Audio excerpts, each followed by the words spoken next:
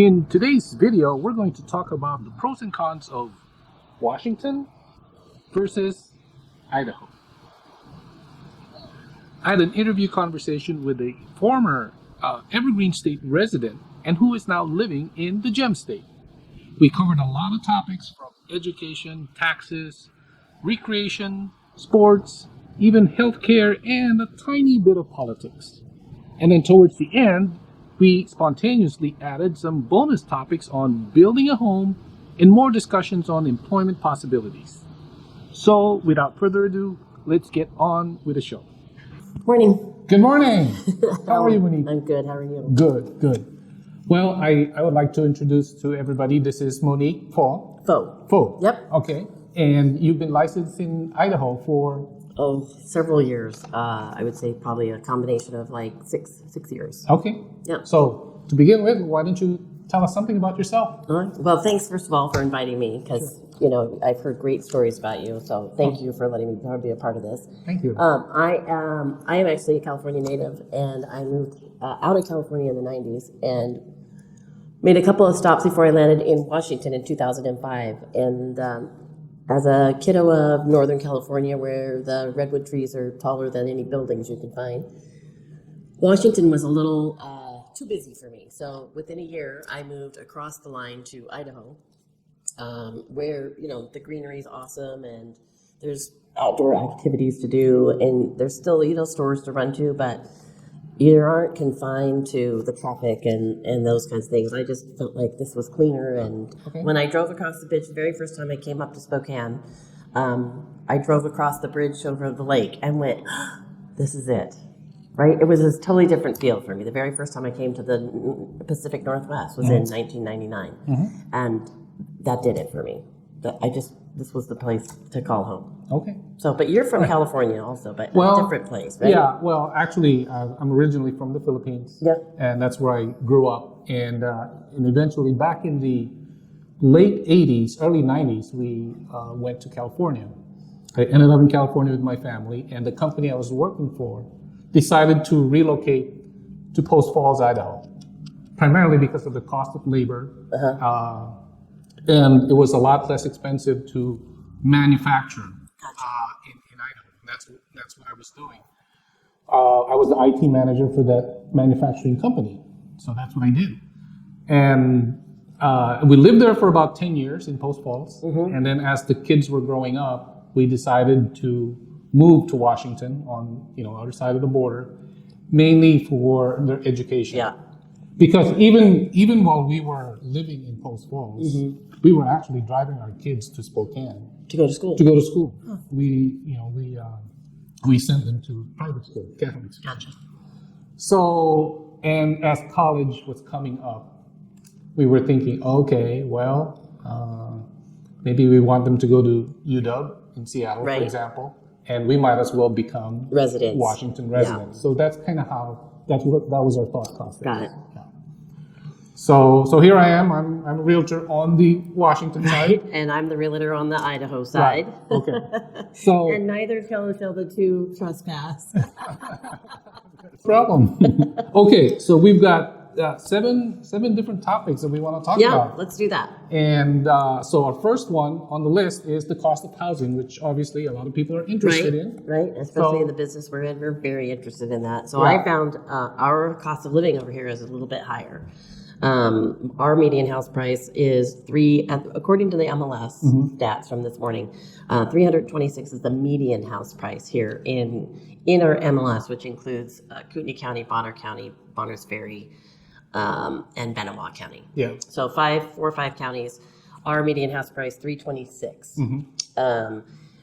Whereas what's happening over there? It's actually between, I forget the exact numbers, but it's between 290, maybe even closer to 300. Gotcha. So it's definitely a little bit cheaper. I was actually surprised because at the time that we moved in 25 years ago, that was not the case. Oh my gosh, right.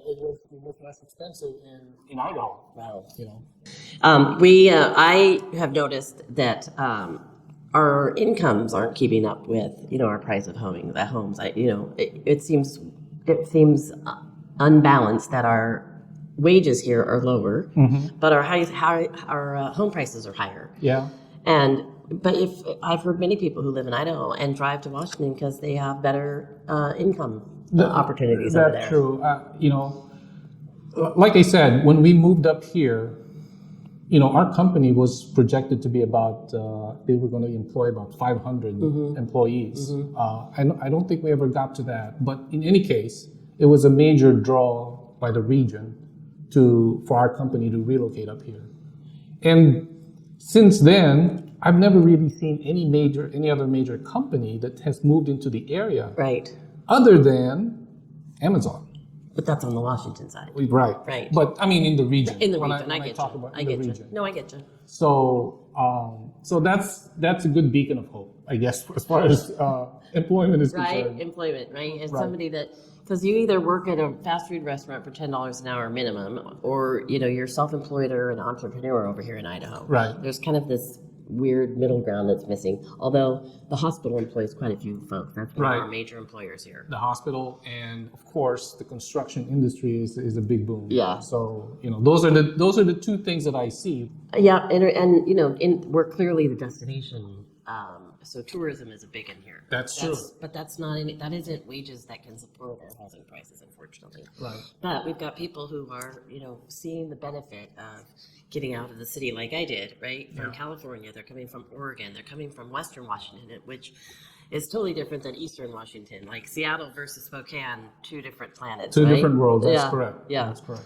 So we see people over here, escaping. What I like to call them refugees from other states who are like, we want out. And so they're bringing their money with them. They don't have to have an hourly job, or they can have a lower, a lot of retirement, right? They can live off their retirement, bring up their cash and buy a new home, finance part of it, finance less of it. So we're finding a lot of retirees coming up here. That's true.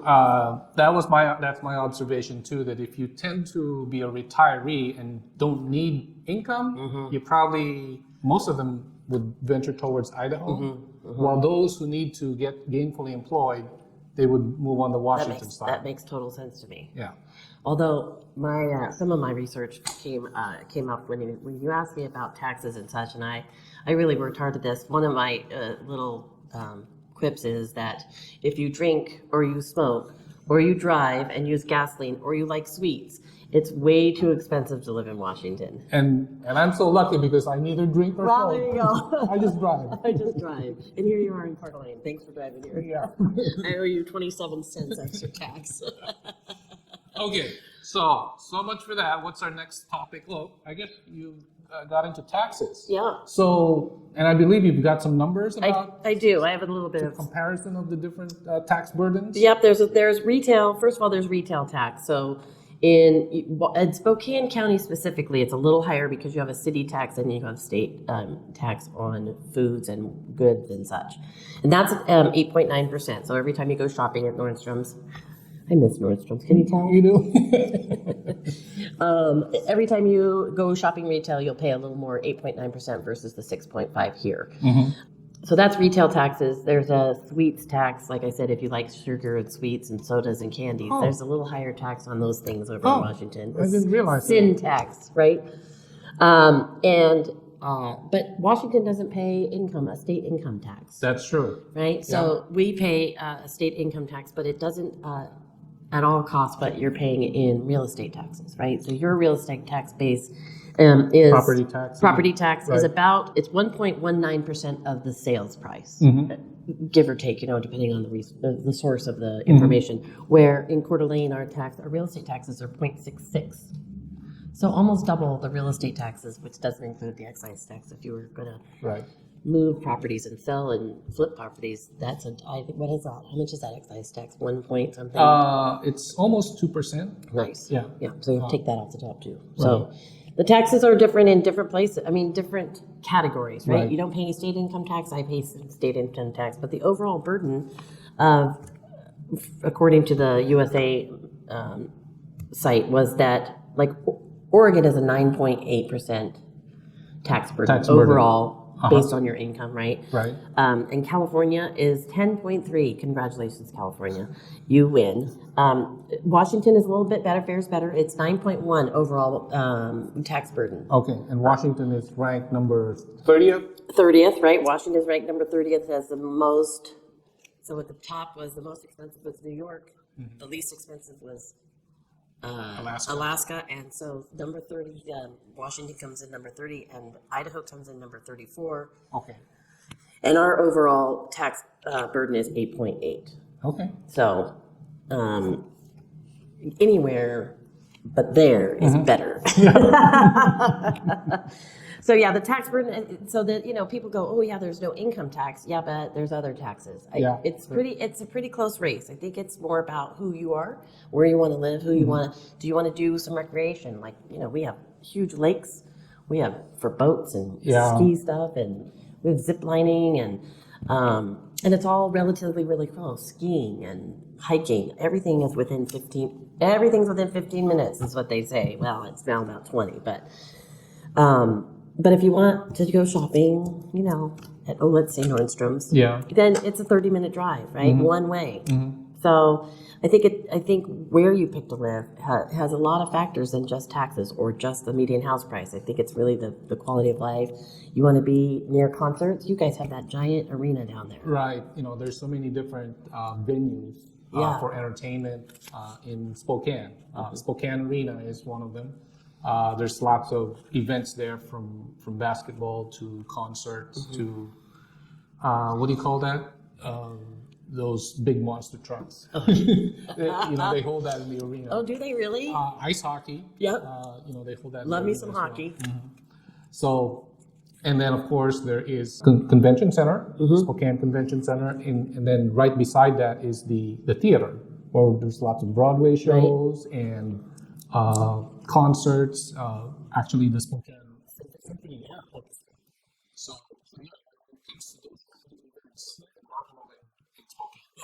I get that. although as a major city, well, we're not a major city. We don't get the big names in entertainment.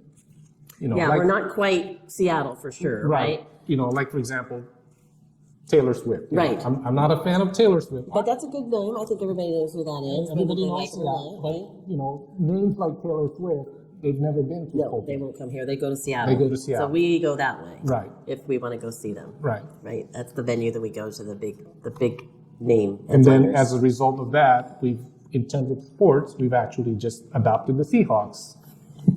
Yes, you have. Yes, every car has a Seahawks, but a Washington plate and a Seahawks sticker. Right.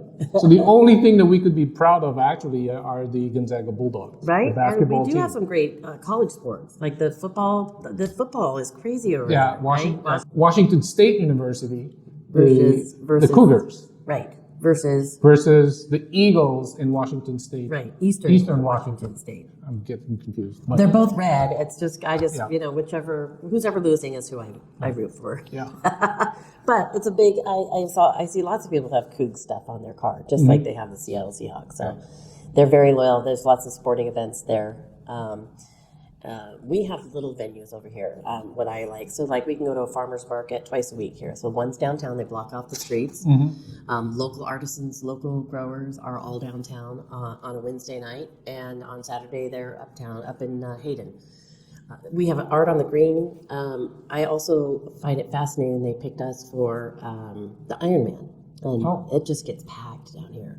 But it is people from everywhere, and it's just. It seems like it's safer. It feels safer. Like people feel like they're in a small town, but we got some big town stuff going on. Yeah, Iron Man is a big event. Yeah. Here in Coeur d'Alene, and I happen to personally know one of the big names in Iron Man is actually the Iron Nun. Have you heard of her? No, she's about to celebrate her 90th birthday. Holy smokes! And she still regularly competes in Iron Man. I thought I was too A old. regular Iron Man. No more excuses. Yeah. No more excuses. So anyway, I happen to know her personally. Yeah. At the Camera Club. Yeah. She's a co-member there. So, she's really a fantastic woman. Wow. One of these days, I'll probably feature her in an interview or something. Yeah, So it's probably easier to manage traffic here than it would be in Spokane. that's true. That just dawned on me that it's probably easier to manage the course in Coeur d'Alene. Correct. Well, what's the population of Coeur d'Alene? So of Kootenai County, I did look that up. Kootenai County is 169,500, or give or take. Okay, all right. And the population, trying to control a population of 532,000 would certainly be a burden. But they do it for Bloomsday. Yeah, Bloomsday is a Bloomsday's, big, yeah, big that's a big event. one. Well, they close downtown as well as Hoop Fest. Hoop Fest. Yeah, you So, guys have some really great things over there for sure. I just would prefer to be around less people. yeah. But not a bad way. No, I certainly understand. Yeah, it seems like a little more controlled chaos over here. Yeah. Okay, so what's our next topic? Well, the political climate.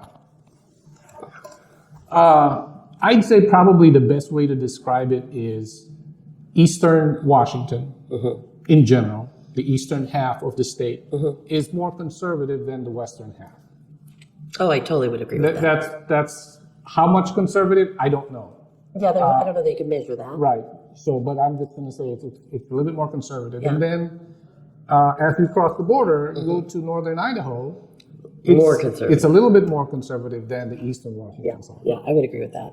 Yeah. So I don't know if that's the reason why people move from one location to the other. Well, I think this COVID thing has really put a light on things that people would have never thought of before. Yeah. Like their liberties or what they can or cannot do. I mean, over here we were in lockdown for like maybe 3 weeks, and then they started opening restaurants and stuff. So you feel like somebody's telling you what to do or controlling you. And I know you guys had a hard time in the real estate part of it. Yeah. We could still show houses, but the governor in Washington said, nope, it's not essential. Yeah. In the beginning, we were not able to show houses. We were just told, okay, whatever existing transactions you have, Finish them up. and don't do any more new business. But thankfully, that only happened for a short couple of weeks, and then it went on. Right.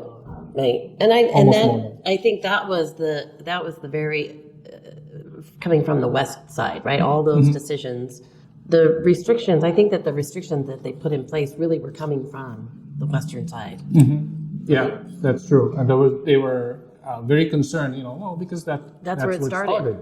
For the country, actually. Right. So Eastern Washington, which is a different planet, was what? There's nothing happening over here. You can't tell us what to do. Well, we're 4 hours driving distance to Seattle. Right. And there's nothing in between. Nothing. Dirt, crops, and hay, and nothing. So, anyway, so we're really separate and isolated from the rest of. From the from the liberal west, side of the right. state. I get it. And where they make all the decisions. We're similar in Idaho, we're up here at the tippy top of the handle, right? Well, all the decisions for our state are made in the southern part, which is an 8-hour drive. In Boise. And a different time zone, if you can believe that. Oh, I didn't know that. Yeah, There's a different time zone. Southern is an hour ahead of us. Oh, okay. There's a weird line right in the middle of the state. Okay. Different time zones. All right. Okay, so what's our next thing? Schools. Okay. Yeah. Well, I think I told you that we first started in Washington, in Idaho. And our decision point was the kids were growing up, and we were now thinking about college, and well, it's going to be good to have our kids be eligible for state school. Right. So for colleges, and so we better become residents of Washington, because in general, and I don't really have any numbers to back it up, but at least at that time, we felt that the Washington side education system was a little bit better than the Idaho side. So that's what we decided. And I've heard that. I don't have anything to back that up either. But Yeah. when I looked it up this morning, it was equal. So I might have to look further just to really. Yeah. My suggestion is if people have children, and that really is a concern for them. Mine are out of school now, so people coming here really need to consider that. Right. If they have school-age children, that's an important factor of what side of the line you pick. And I've heard, you hear all these, this is the greatest, we're the best, and this is the worst. And you're like, you got to do your own research. Yeah. You have to absolutely get in there and dig. Yeah.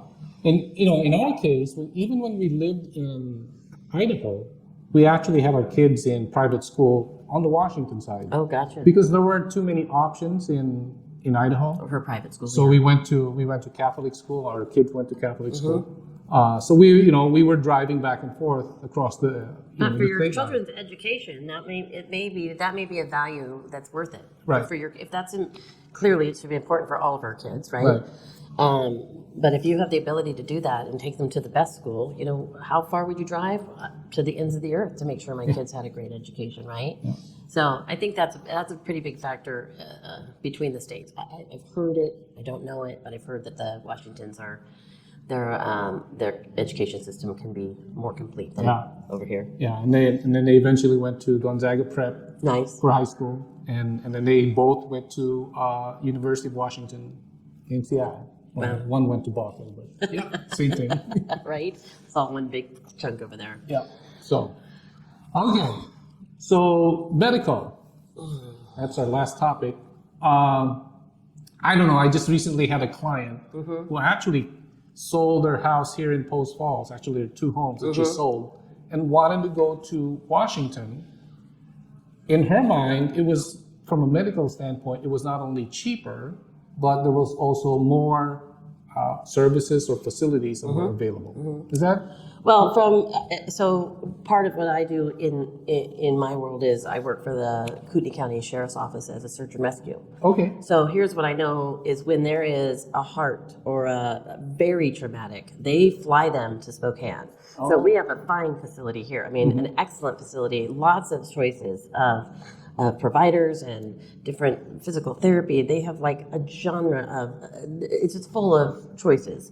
But when push comes to shove and the helicopter shows up, that says a little something to me. If you're having an event that requires a very high level of ICU, heart especially, they go into Spokane. Okay. So, but that doesn't mean the normal stuff, the breaks, the falling from hiking or, Right. traffic accidents, those are all handled here. And we also have Life Flight. So they will go to the southern and northern part of the state to, get people to the hospital. They'll bring them here. Okay. But it's just the very traumatic ones. The one I can think of is a gal fell off a roof. 4 of them fell off a roof in downtown Coeur d'Alene a couple years ago. Yeah. And for the big guy, it was nothing. Like he landed on the cement, bounced right back up. But for the littlest gal, who was 98 pounds soaking wet, they took her all the way over. They took the other 3 here and took her over because she was in critical condition. She had some serious injuries. Yes. So, Okay. I've never had trouble with medical care. As a matter of fact, when I first got here, I was getting a divorce and had no place to go, and we went to Heritage Health. Used to be the Journey Clinic. They took me in. I didn't have health insurance, and even now when I have health insurance, I still go to them because somebody has to pay the bills, right? I've always gotten excellent care there, even if I wasn't employed or wasn't paying, full price. So I think we have some really great opportunities and some providers here who really care about their community because they have dinner with them. We go to the same restaurants. We go to the same grocery stores. We see each other at Costco every Saturday morning because there's only one of them. So we're a tinier community, right? Very tight. So I think that Definitely a more intimate environment. yeah, that's a good word for it. I appreciate that. Definitely more intimate, and you have to be connected in this. But this is a good old boys' town sometimes, like you talked about the building here. If people want to build a house here, they need to find a builder because those builders are paying those subcontractors every day, every month throughout the year.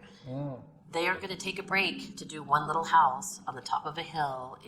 It doesn't make sense to them. They're taking care of the people who take care of them. Okay. So building a house here in Idaho is it's easy for the builders because they have all the subcontractors. All right. All tidied up and keeping them working all year round. So I Are there any big builders in well, none Idaho? that I don't think none that anybody would recognize. They're big to us because they're hometown boys. Okay, I see. So, but we are D.R. Horton, like is coming over to your side. Right. I think they're talking about coming on over here, and that's probably the biggest name I can think of. But Okay. everybody else is local, which again comes back to community. You work Okay. within your community, and you'll find there's a lot of opportunities for sure. Okay. All right. Well, D.R. Horton is the largest in the nation, and I think they started in Washington about maybe 2 years ago. Wow. And they've got like at least about a dozen different development areas. And don't they go by different names? Like I heard Lexington Homes. Well, Or is that the subdivision? well, Lexington Homes is actually a local builder. Right. And then so what D.R. Horton did in order to expand in the area, they bought Lexington Oh, gotcha. Homes. Okay, And that's how that then works. and then Lexington Homes, I think they still retain that name, I'm sure they do. but for the most part, they're trying to rebrand and become D.R. Horton. Gotcha. And then what they've done is they've taken advantage of the buying power of D.R. Horton, Right. and so that's how they pass on the cost of. Got it. Yeah, and I hear they're also coming this way. I Yeah. can't, for the life of me, I cannot think of a company that, because I've lived in different places where, the big time builders are coming from all over. And I just, for the life of me, can't think of one that was like D.R. Horton who bought up a little company, or they're all still locally owned by the people who live here. I could rack my brain all day. I probably couldn't come up with even one. Okay. All right. Well, I guess this wraps up our talk this morning. Any parting thoughts for our viewers? Oh, for our viewers, well, if you're a refugee of any of those states, it really is. It's a personal choice. I don't think one place is better or worse than the other. I think it's what your preference is. What you'll find is that you'll find a community that fits you, right? So we're a little more green trees and sunshine, and Washington has some great events and cultural events and parks, and it's just going to be being here and being part of the community and just, I guess, what feels right. Do you hear that a lot? What feels right? Yeah. I mean, there's certainly a different feel between Washington and Idaho. Just a general rule of thumb. Yeah.